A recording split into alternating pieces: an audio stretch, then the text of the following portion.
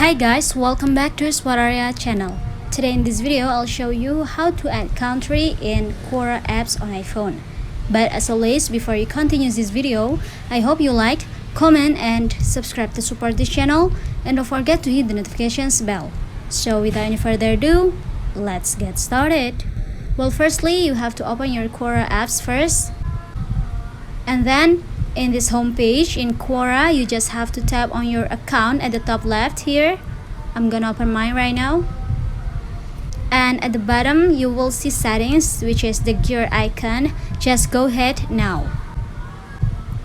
And in the settings page, at the first option, you will see account. Tap on it.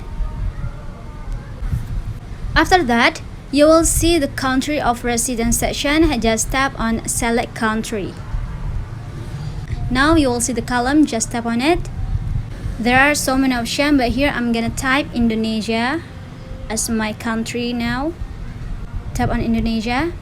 After that, if you're done, tap on the submit button below of the column. And yeah, as you can see now, your country is already there. So guys, just it. I think it's enough. Thanks for watching this video. I hope this video will help you. Don't forget to leave your comment in the column below. I'll see you soon on the next one and good luck!